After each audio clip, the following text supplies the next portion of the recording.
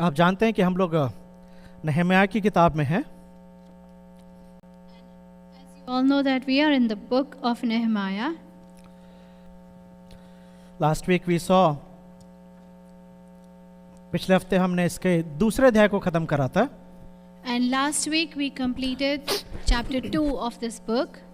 और दूसरे हफ्ते में हमने ये देखा था कि दूसरे चैप्टर में हमने ये देखा था कि नहम्याह किस तरीके से लोगों को तैयार करता है कि जिस काम के लिए आया, जिस मिशन के लिए वो आया, उसको पूरा करे। And last chapter, in chapter 2, we saw that how Nehemiah begins the work for which he has come to Jerusalem. और आज हम जब चैप्टर 3 को शुरू करने जा रहे हैं, And today when we are about to begin chapter 3, हम ये देखेंगे कि पिछले हफ्ते उसने सिर्फ इस बात के बारे में बात करी थी कि क्या काम करना है, और आज हम देखेंगे कि वो उस काम को शुरू कर रहा है। so last week we see that he was just talking about what all work needs to be done, and this week we will see how he begins this work. और सब लोगों को बुलाता है, सबसे बात करता है कि हमें मिलके इस यरूशलेम के इस काम को करना है। And he calls on everyone, he sits with everyone and discusses that together we need to begin this work. और जब उस काम को कर रहा है तो हम इस चीज को देख रहे हैं कि कैसे वो बहुत सारे लोगों को बुला के इस काम को अंजाम दे रहा है। And as we begin this work, we are seeing how he is calling out to everyone to start this work. अगर आप चैप्टर 3 को ध्यान से देखेंगे तो चैप्टर 3 में बहुत सारे नाम दिए गए हैं। If you look at chapter 3 in the book of Nehemiah, you will see that there are lots of names that are mentioned in this book. और अगर इस नामों की आप स्टडी करेंगे तो मुझे नहीं पता आप कितना इस चीज को नोटिस करते हैं, लेकिन इन नामों के अंदर बहुत कुछ छुपा हुआ है। And when you read through this name, I don't know how you are reading it, but there is lots that is hidden in these names that have been mentioned. क्योंकि कई बार क्या होता है कि लोग जब नामों की स्टडी करते हैं तो उस पोर्शन को स्किप कर देते हैं। Because many a times when people read a genealogy or they read names, they skip those verses or they just skip that chapter that has lots of names. लेकिन जब मैं स्टडी कर रहा था तो मुझे बहुत कुछ ऐसा लगा, तो मुझे लगा कि मैं इसको एक बार में तो ख़त्म नहीं कर सकता हूँ। But when I was studying through this chapter, I realized there is so much in this that I cannot just finish it just like that. तो इसलिए मैं उसको सिर्फ आज 2 वर्सेस को देखेंगे। And that is why today we're going to see just first 2 verses of chapter 3. और इन दोनों आयतों को जो मैंने टाइटल दिया है वो टाइटल है एकता, अनेकता में एकता। And the title that I have given to this portion is Unity in Diversity, अनेकता में एकता।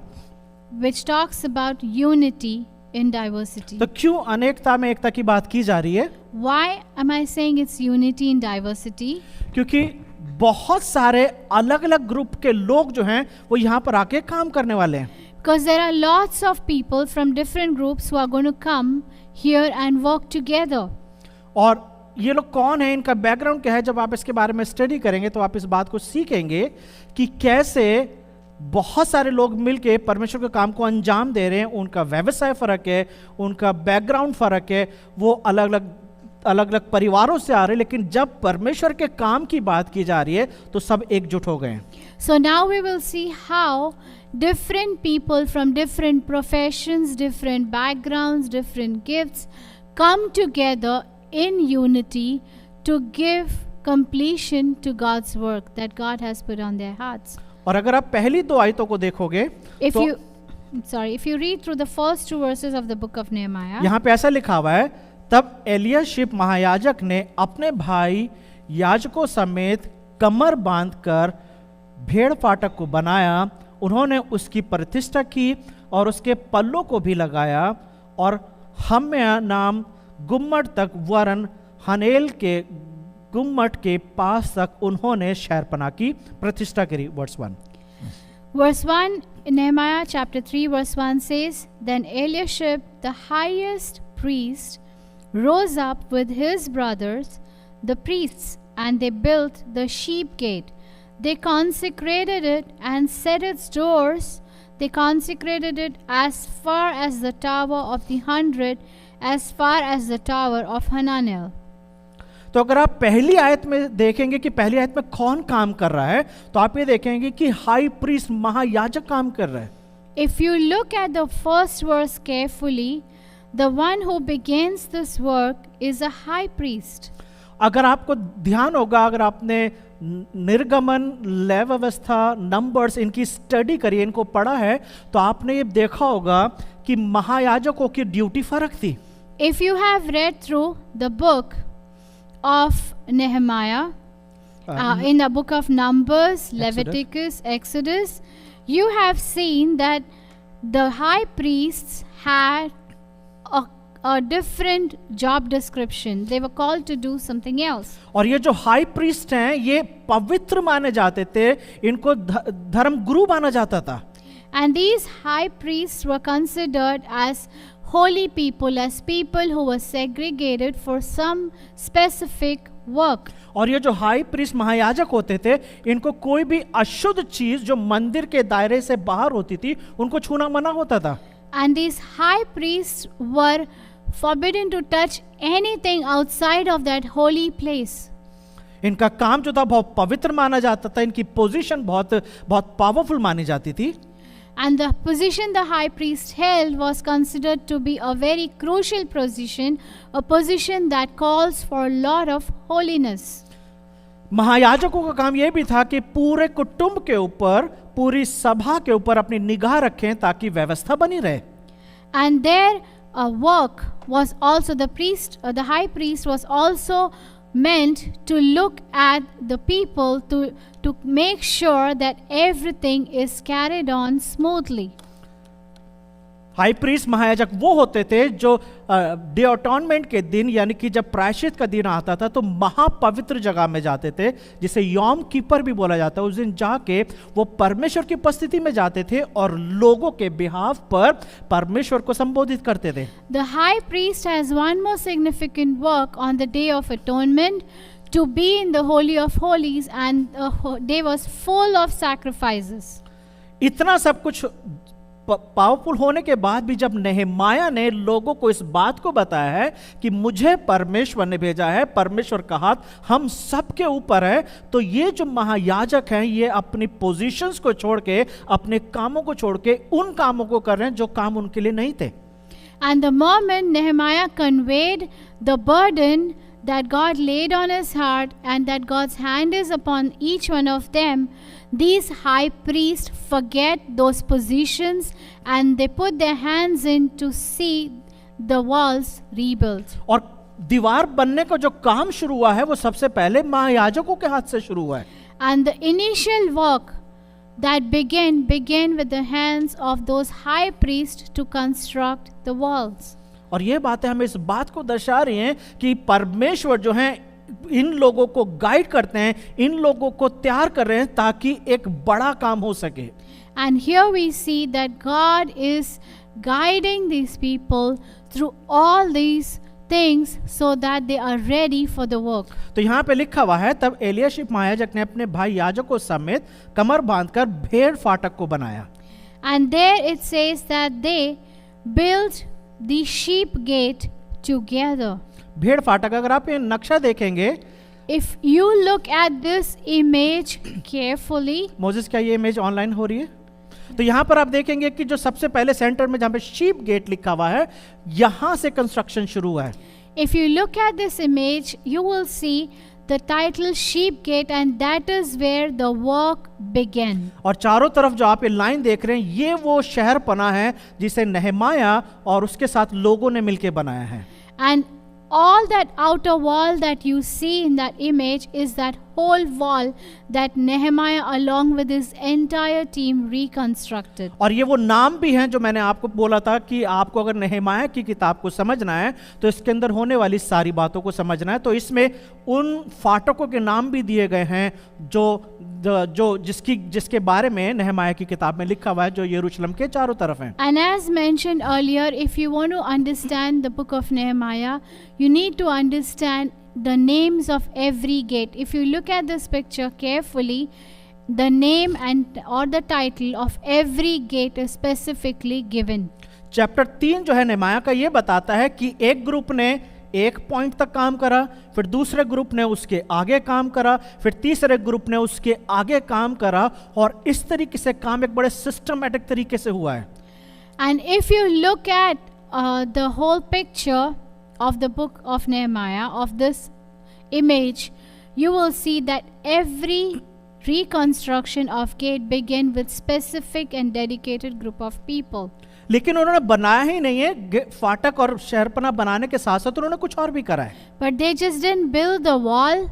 Apart from that, they did something else. उसमें लिखा हुआ है उन्होंने उसकी प्रतिष्ठा की। And there it says, they built it and then they consecrated it. प्रतिष्ठा करने का मतलब ये है कि इस दीवार को जो बनाया जा रहा है, इसको दोबारा से परमेश्वर को डेडिकेट किया गया है। A building takes place of this wall, but after building they consecrate, which means they are not just constructing, but they are dedicating, committing this entry point in the hands of God. अगर आप दूसरे Samuel के chapter 5 और 6 को पढ़ेंगे, If you read book of 2 Samuel chapter 5 verse 5 and 6, verse 5 and 6, chapter 5 को और 6 को पढ़ोगे तो वहां पर आप देखोगे कि राजा दाऊद ने जब यरूशलेम के अंदर वो वाचा का संदूक लेकर आया था, उस समय में दाऊद ने यरूशलेम को धार्मिक और राजनीतिक कैपिटल बनाया था। If you read 2 Samuel chapter 5 and chapter 6, you will see that when David dedicated Jerusalem by bringing the Ark of Covenant to it, by doing this, David made Jerusalem a religious and political center of Israel. तो David वो पहला स्थान था, दाऊद वो पहला व्यक्ति था जिसने यरूशलेम को परमेश्वर को डेडिकेट करा था। So David was the first person who dedicated Jerusalem in the hands of God. दूसरा व्यक्ति जिसने यरूशलेम को डेडिकेट करा है वो है नेहमाया। The second person who is dedicating this place in the hands of God is Nehemiah. तो सिर्फ शहरपनाह को बनाया नहीं जा रहा है, So they are not just building the city gates, लेकिन वो इस शहर को दोबारा से परमेश्वर को डेडिकेट कर रहे हैं। but they are dedicating this entire city in the hands of God. क्योंकि जब एजरा आया, एजरा और जरूब्बाबेल, तो उन्होंने मंदिर की स्थापना करी और मंदिर में वर्शिप शुरू हुई है। Because when Ezra came and Zerubbabel came, they began the worship in the temple, and the worship was initiated for the house of God. और अब शहरपनाह को बनाया जा रहा है ताकि परमेश्वर के लोगों को सुरक्षा मिल सके। And now the city gates are been rebuilt so that this can be rededicated in the hands of God. लेकिन ये निर्माण करना क्यों इंपॉर्टेंट है? Why is this rebuilding important in the book of Nehemiah? क्योंकि अगर हम इस बात को नहीं जानते हैं तो शायद हम बहुत कुछ भूल जाएंगे। So if we don't remember all this and we don't understand all this, we will forget everything about this क्योंकि reconstruction. बाइबल में जो भी कुछ हो रहा है उसके पीछे एक उद्देश्य है। Whatever happens in the Bible, it has a purpose. तो क्यों शहरपनाह बनाई जा रही है, क्यों इसके फाटकों को बनाया जा रहा है, क्यों इसमें निर्माण का काम हो रहा है? Why are these gates reconstructed? Why is there rebuilding of this wall? आप मेरे साथ निकाल सकते हैं यिर्मयाह की किताब, उसका 31वां अध्याय और उसकी 38वीं आयत। Let us turn over to the book of Jeremiah, chapter 31 and verse 38. यिर्मयाह 31 और उसका 38। Jeremiah chapter 31 verse 38.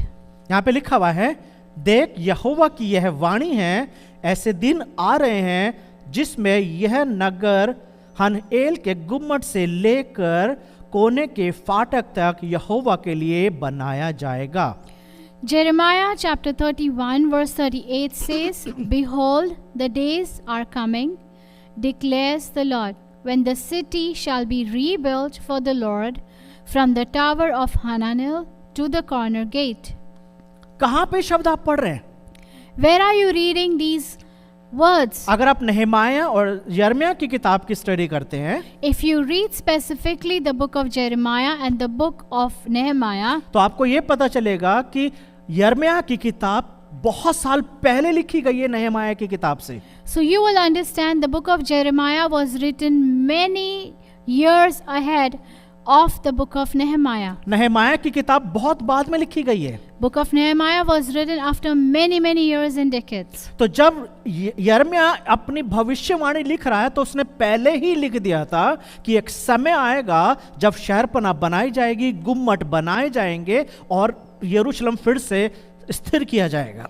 So when Jeremiah is writing these prophetic words, he is declaring it years ahead of time that this city will be rebuilt, its walls would be rebuilt. तो आप देख रहे हैं ये सिर्फ शहरपनाह इसलिए नहीं बनाई जा रही है क्योंकि लोगों को सुरक्षा चाहिए। So you understand that these walls were not rebuilt just to get protection for the people of Jerusalem.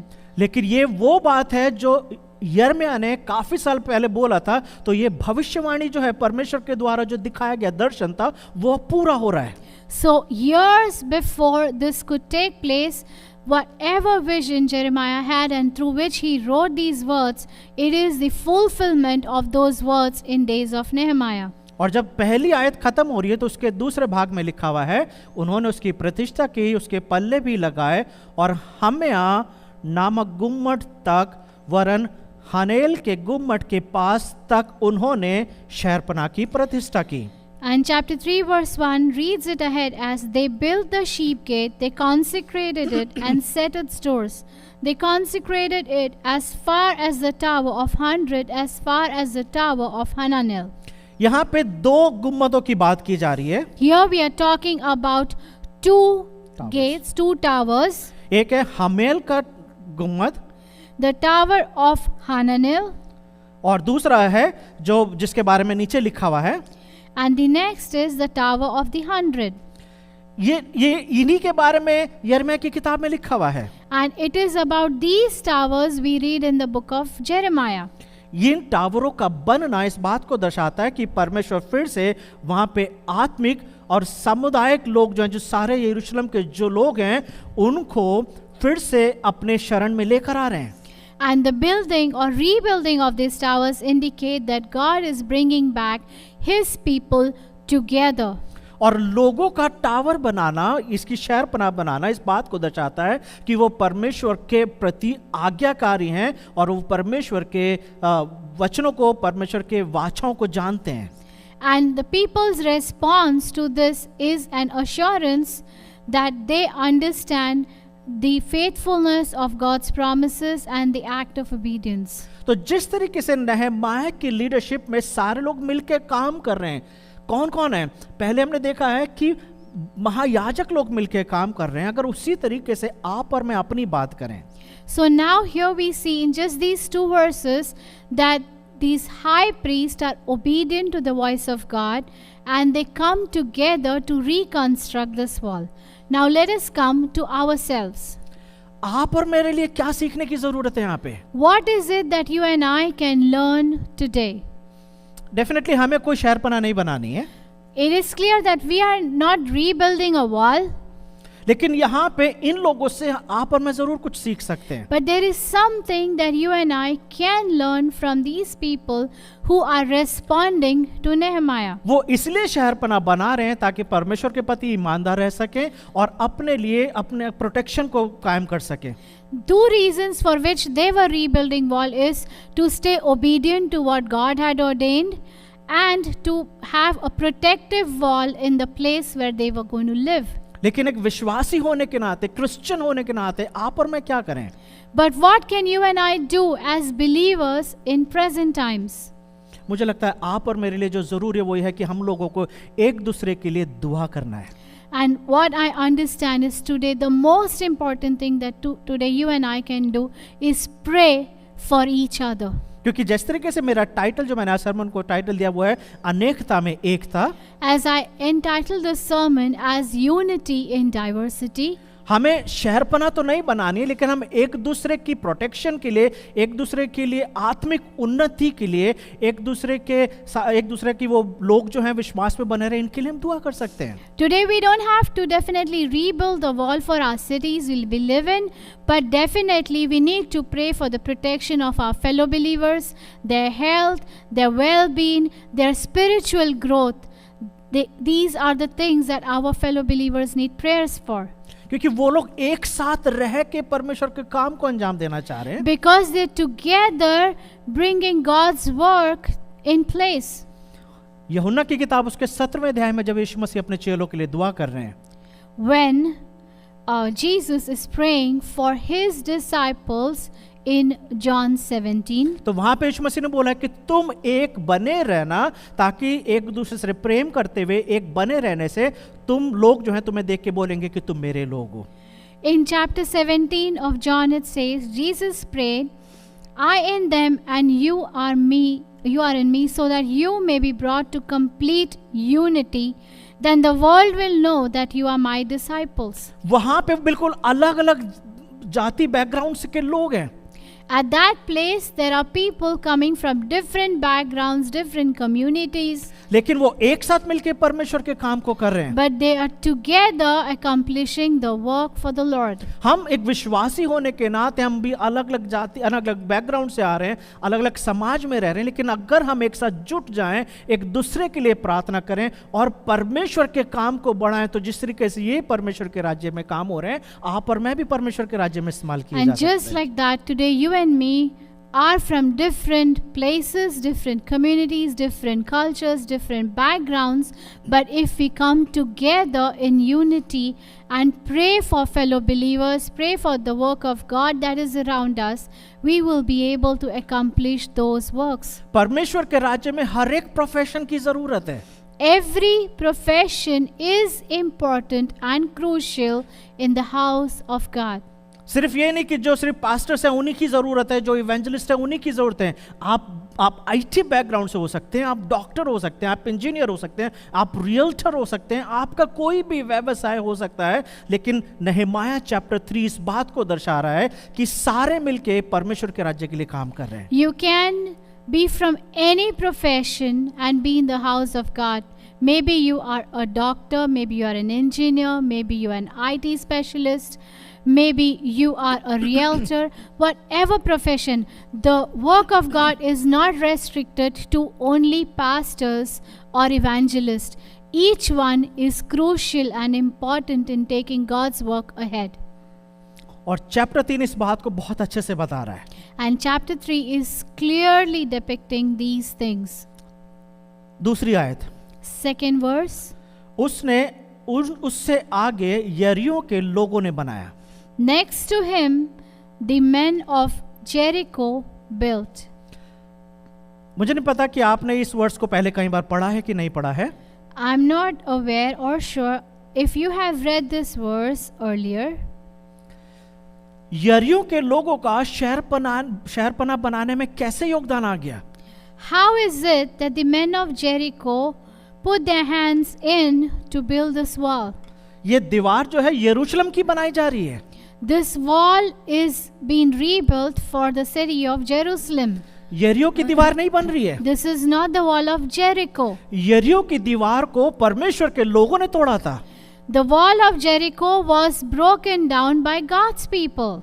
परमेश्वर ने तोड़ा था क्योंकि लोगों ने विश्वास योग्यता के साथ 7 चक्कर लगाए थे यहोशू की लीडरशिप में, और 7वें चक्कर में वो दीवार टूट गई थी। It was under the leadership of Joshua that people took 7 rounds and the wall came down. जिन लोगों की दीवार परमेश्वर के लोगों की वजह से तोड़ी गई है, अब वही लोग परमेश्वर के लोगों के लिए दीवार बना रहे हैं। The wall of which city or place was broken down because of God's people. The people from that same place are putting their hands to rebuild the wall of Jerusalem. आप समझ रहे कैसे हो सकता है ये? Can you think how this is possible?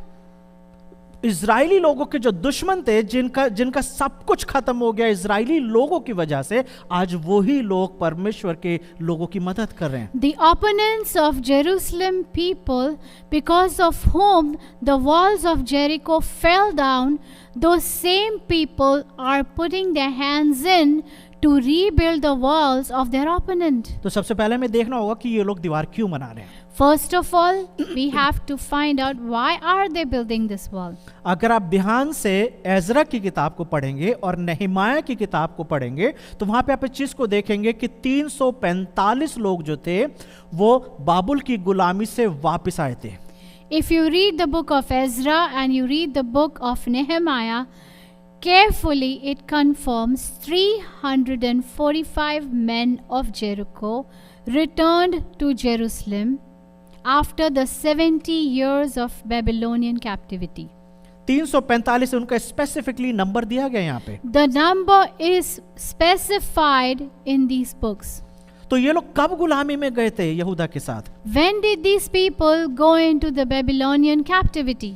अगर आप दूसरा राजा उसके 25वें अध्याय को पढ़ेंगे If you read 2 Kings chapter 25, और एजरा उसका दूसरा अध्याय, Ezra chapter 2 तो and वहां verse 1, तो वहां पर आप पढ़ सकते हैं, इन दोनों पोर्शंस में लिखा हुआ है कि जब नबुकत राजा ने अटैक करा था तो सिर्फ वो यहूदा के लोगों को गुलामी में नहीं ले गया था, लेकिन यरियों के लोगों को भी ले गया था। if you read these two chapters, you will see when Nebuchadnezzar attacked these places, he just didn't take people of Judah, but he also took people from Jericho in his captivity. अगर आपको यरियों की कहानी याद होगी तो जब यहोशू ने अटैक करा था तो उसमें से सिर्फ एक ही व्यक्ति बचा था और वो था राहाब वेश्या और उसका परिवार। If you remember the story during the demolition of the walls of Jericho, you will remember that there was just one family that survived in that attack when Joshua attacked the cities, and that was Rahab and her family. आप जानते हैं राहाब वेश्या थी और परमेश्वर ने बोला था कि सभी को मार देना, और वहां का धन दौलत जो भी था वो सब कुछ लाया गया था और परमेश्वर के खजाने में रखा गया था। If you remember, God had ordained for everyone to be killed. But Rahab, who was a prostitute, a harlot, she was safeguarded, and her household too. And God had said, all the gold, silver, and precious things were brought into the treasury of the Lord. यरीको के बारे में एक चीज और बताई गई है। There is one more thing about Jericho that we need to know. अगर आप यहोशू उसका 6 अध्याय और 26वीं आयत पढ़ेंगे, If you read Joshua chapter 6 and verse 26, तो वहां पे लिखा हुआ है, उसी समय यहोशू ने इजराइलियों के सम्मुख शपथ रखी और कहा कि जो मनुष्य उठकर इस नगर यरीहो को फिर से बनाए वो यहोवा की ओर से शापित हो। जब वो उसकी नेव डालेगा तब तो उसका जेठा पुत्र मरेगा, और जब वो उसके फाटक लगवाएगा तब उसका छोटा पुत्र मर जाएगा। in Joshua chapter 6 verse 26 it says, Then Joshua charged them at that time, saying, Cursed be the man before the Lord who rises up and builds the city Jericho. He shall lay its foundation with his firstborn, and with his youngest he shall set up its gates. आप देख रहे हैं मैं क्या आपको बताना चाह रहा हूं? Are you getting what I'm trying to say to you? जिस नगर को परमेश्वर ने श्रापित कर दिया है उसी नगर के लोग आकर नहमाया के साथ शहरपनाह को बना रहे The हैं। city that Lord had cursed, the people from that same city are coming forward to walk along with Nehemiah. आप देख रहे हैं कि परमेश्वर के काम कितने अद्भुत होते हैं। Can you see how great and mighty and wonderful are the works of the Lord? जब इजरायली लोग मिस्र की गुलामी से बाहर निकले तो बाइबल में लिखा हुआ है इजरायलियों ने मिस्रियों को लूट लिया था, क्योंकि उन्होंने बोला था हमें सोने चांदी की जरूरत है। When Israelites came off, you know that the Egyptians plundered all the wealth. They said Israelites plundered all these wealth of the Egyptians, saying we need this. आप देख रहे हैं परमेश्वर किस तरीके से अलाउ करता है उन लोगों को जो परमेश्वर के लोगों के विरोधी थे, लेकिन वो ही परमेश्वर के काम को अंजाम दे रहे हैं। Can you see how those very people who came against the work of the Lord, who came against the Lord, are now being used for the work of the Lord?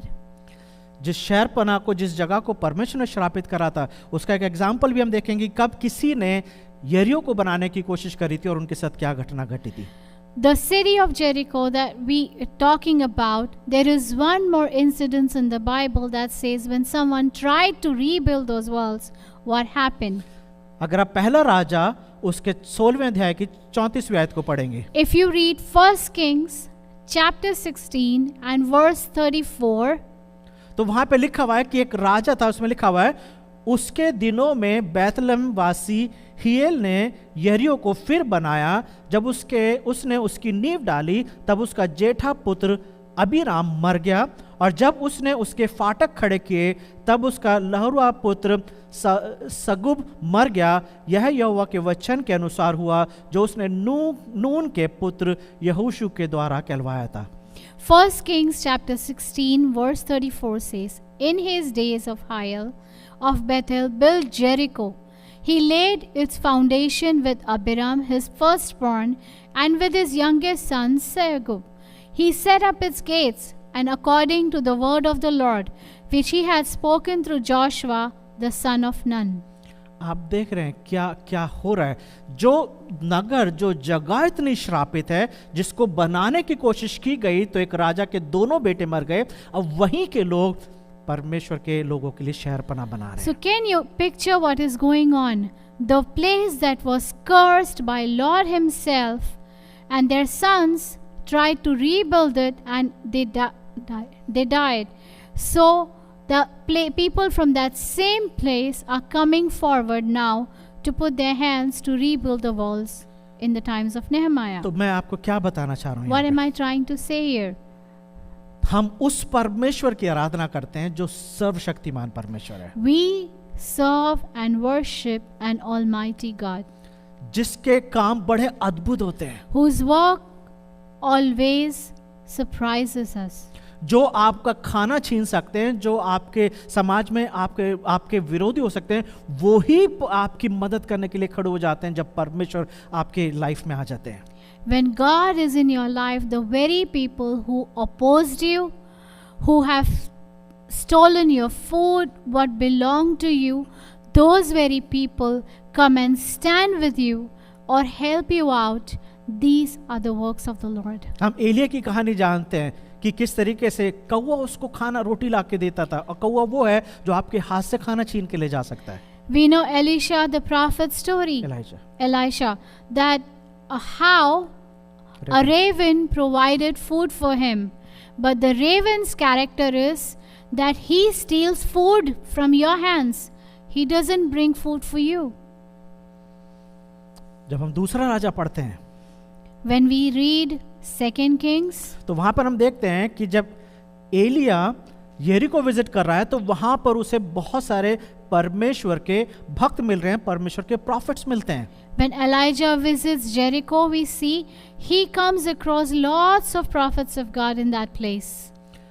परमेश्वर आपके लिए ऐसे लोगों को खड़ा करता है जिसके बारे में आपने कभी सोचा भी नहीं होगा, और वो आपके साथ मिलके उन कामों को अंजाम देते हैं ताकि परमेश्वर का काम आपके जीवन में पूरा हो सके। God raises people around you, His people around you, about which you have no expectations. He brings in His people to carry on the work He has ordained for you by bringing in His people in your care. लेकिन यही यरीको के लोग जो हैं परमेश्वर के द्वारा फिर से ब्लेस भी किए गए हैं। And these are those same Jericho people who were also blessed by the Lord. जब एलिया वहां पर गया था, एलिशा, तो वहां पे उसने उसके खारे पानी को ठीक करा था। When Elisha went there, he turned the bad or the salty water and the barren soil, एक मीठे पानी में, he converted the salty water into the sweet water. और कई बार जब मैं देखता हूँ तो मुझे लगता है आपका मेरा जीवन भी शायद ऐसा ही था। Sometimes when I look at my life or our lives, I can say that our life was like that. क्योंकि रोमियो की किताब में लिखा हुआ कि आप और मैं भी पापी थे और परमेश्वर के दुश्मन थे। Because book of Romans testifies that you and I, we were sinners and we were all against God. श्राप था हमारे ऊपर, We had curse over our lives. और हमें परमेश्वर के उस रात को देखने की जरूरत थी। And we were ordained to face, we were condemned to face that wrath of God. लेकिन ये प्रभु यीशु मसीह का अनुग्रह है कि जिसकी वजह से हम बचाए गए हैं। But it is the mercy of Lord Jesus Christ that we were saved from that wrath. क्योंकि हमारा जीवन भी बिल्कुल ऐसे था जिसमें फल लगने की कोई उम्मीद नहीं थी, लेकिन प्रभु यीशु मसीह के द्वारा हम पिता से फिर से मिले हैं ताकि हमारा जीवन फिर से फलदायक हो सके। because our life was lost the same way, which had no fruits, which was completely barren, and it is the mercy of our Lord that He turned this life in a different आप जानते direction. हैं पवित्र आत्मा की अगुवाई में आपके मेरे जीवन से वो जीवन का जल बहता है जिससे हम तृप्त होते हैं और हमारे द्वारा बहुत सारे लोग तृप्त होते हैं. And you and I, we all know that it is the mercy and grace of God through which we are redeemed, that we bless others and others are blessed through us. पहला पत्रस उसके दूसरे अध्याय की 4 और 5 आयत में लिखा हुआ है. 1 Peter chapter 2 verse 4 and 5 says, उसके पास आकर जिसे मनुष्यों ने तो निकम्मा ठहराया परंतु परमेश्वर के निकट चुना हुआ और बहुमूल्य जीवता पत्थर है, तुम भी आप जीवते पत्थरों की नाई आत्मिक घर बनते जाते हो, जिससे यहोवा का पवित्र समाज बनकर ऐसे आत्मिक बलिदान चढ़ाओ जो यीशु मसीह के द्वारा परमेश्वर को आग्रह हो. 1 Peter chapter 2 verse 4 and 5 says, coming to him as to a living stone, rejected indeed by men, but chosen by God and precious. You also, as living stones, are being built up a spiritual house, a holy priesthood, to offer up spiritual sacrifices acceptable to God through Jesus Christ. तो वही जो यरीहो के लोग जो श्रापित थे परमेश्वर के दासों के द्वारा फिर से चुने गए, फिर से उनके जीवन में काम हुआ है. Those same people of Jericho who were cursed by the Lord are now been redeemed, and they are those same people who are putting their hands for the work of the Lord. क्योंकि उन्हें ये पता है कि यरूशलेम बनने में उनको भी ब्लेसिंग मिलेगी. Because they know the construction of Jerusalem's wall is going to be a blessing for them personally too. अगर आप लूका उसके 19वें अध्याय को पढ़ते हैं If you see the book of Luke chapter 19, तो वहां पे ऐसा लिखा हुआ है कि यीशु मसीह जब जा रहे थे, यरीको से होकर जा रहे थे, तो दो घटनाएं घटी. पहला तो एक अंधा जो ठीक हुआ, और उसके बाद जक्कई नाम का जो एक छोटा व्यक्ति था, नाटा व्यक्ति था, उसके घर में यीशु मसीह रुके हैं और उसके घर में उद्धार आया. and we see two incidents that happened when Jesus was passing through Jericho towards Jerusalem. One, that a blind was healed, and second, Zacchaeus, a short-heighted man in whose house Jesus ate food and fellowshipped. और फिर अंत में हम देखते हैं कि लूका 19 में लिखा हुआ है कि उसका जीवन बदल गया था. And we see in Luke 19 that his life completely changed after that. तो हम मिलकर इस बात को सीख रहे हैं कि जब परमेश्वर किसी के जीवन में आता है, उसका जीवन बदल जाता है. We together are learning this fact and this important thing, that when the Lord Jesus comes into a life of a person, his life changes completely. यरीहो के लोग पूरी तरीके से शापित थे, लेकिन परमेश्वर के दासों के द्वारा वो ठीक किए गए, और आज हम उनके रोल को देख रहे हैं कि शहरपनाह को बना रहे हैं. The people of Jericho who once opposed the Lord, who were cursed by the Lord, are those same people today putting their hands in the work of the Lord and standing along in reconstructing this world. आप और मैं भी श्रापित थे, लेकिन आप और मैं प्रभु यीशु मसीह के द्वारा ठीक किए गए हैं. You and I were like that, rejected and cursed at some point of time. And today we are here with the grace of God, with the work and mercy of Lord Jesus Christ, that we stand in His presence. दूसरी आयत जब खत्म हो रही है नहमाया की, तो वहां पे लिखा हुआ है, इसके आगे इमरी के पुत्र जक्कुर ने बनाया. And verse 2 ends with mention of, next to them the Zakkur son of Imri built. तो अभी तक हमने 3 परिवारों को देखा है जिन्होंने मिलके इस काम को अंजाम दिया है. So far we have seen 3 families who have come together to initiate the rebuilding of the wall. तो पहले जो था वो महायाजक है, First is high priest, और उनके साथ के सारे याजक महायाजकों ने मिलके बनाया. and all these priests along with him stood up to build this wall.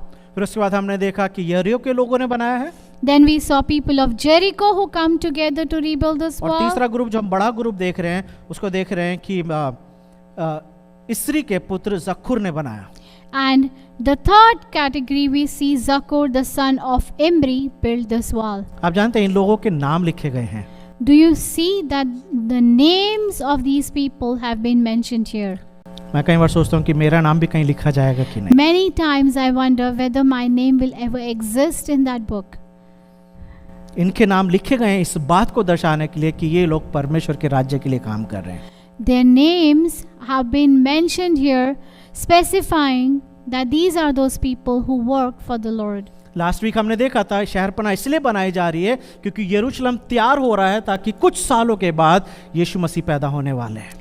Here we see these walls have been rebuilt on the foundations of those prophecies that after some years Jesus would be born. तो आप देख रहे हैं एक उद्धारकर्ता की तैयारी चल रही है ये. This is the preparation for the Messiah. और जिस तरीके से ये लोग यीशु मसीह के आने की तैयारी कर रहे हैं, आप और मुझे भी यीशु मसीह के दूसरे आगमन के लिए तैयारी करनी है. The way these people were preparing in advance for the coming of the Lord, first coming of the Lord, today we need to prepare for the second coming of the Lord. तो सवाल सिर्फ मैं ये छोड़ना चाहता हूँ कि यीशु मसीह के दूसरे आगमन के लिए आप क्या कर रहे हैं. The question that I want to leave with you this evening is, what is it that you and I are doing for the preparation that shows the second coming of the Lord? क्या कुछ आप कर रहे हैं second coming के लिए? What is it that you're doing for the second coming of the Lord? क्या आप बहुत ज्यादा बाइबल पढ़ रहे हैं? Are you reading too much Bible? आप बहुत ज्यादा दुआ कर रहे हैं? You're praying too much? आप अपने परिवारों को तैयार कर रहे हैं? You're preparing your families? आप अपने दोस्तों को तैयार कर रहे हैं? You're preparing your friends? किस तरीके से आपकी प्रिपरेशन चल रही है? How is your preparation going? ये लोग तैयारी कर रहे हैं यीशु मसीह के पैदा होने These की. people are putting their hands and preparing for the first coming of the Lord by rebuilding the wall. और बेस्ट पार्ट ये कि इन लोगों को नहीं पता कि ये इतना काम क्यों कर रहे हैं. The best thing is these people are not even aware why they're doing all this. उनको लग रहा है सिर्फ वो अपने प्रोटेक्शन के लिए कर रहे हैं. They are thinking they're reconstructing the walls for their personal protection. लेकिन बाइबल बताती है कि जब परमेश्वर हमारी तरफ है तो हमारा विरोधी कौन हो सकता है. But Bible is clear and it says if God is with us then who can be against us? तो मैं आपको इसी बात से एनकरेज करते हुए आज का हम यहाँ पे रुकेंगे, खत्म करेंगे. I'll end this year with an encouragement for each one of us. तैयारी कीजिए. Start the preparation. यीशु मसीह कभी भी आ सकते हैं. Jesus can come anytime. आज रात को आ जाए, Maybe tonight, कल आ जाए. maybe tomorrow. सिर्फ एक सवाल का जवाब अपने आप को दीजिए. Just answer this one question to yourself. अगर अभी यीशु मसीह आ गए तो क्या आप तैयार हैं जाने के लिए? If Jesus comes at this very moment, are you ready and prepared to go along with him? क्या आपका जवाब होगा? अपने आप को दीजिए जवाब. You answer yourself. What is your honest answer to this question? दो बातें जिसके बारे में आप और मैं नहीं जानते. There are two things which you and we are unaware of. यीशु मसीह कब आएंगे? When is actually Jesus coming back? मैं कब मरूंगा? And when I'm dying. ये दो बातें हमें नहीं पता है. The answer to these questions none of us have. लेकिन एक चीज हमें पता है कि ये दोनों बातें होना जरूरी है. But we all know that these two things are important and they need to be accomplished. तो मुझे लगता है कि हमें हर पल तैयार रहने की जरूरत है. And that is why I feel every moment should be a moment of readiness and preparation. ताकि अगर आज यीशु मसीह आ जाएं तो हम कलीसिया के साथ उठाए जा सके. So that today when he comes we can be lifted up along with the church as a bride of Christ. आइए दुआ करें. Come, let us pray. प्यारे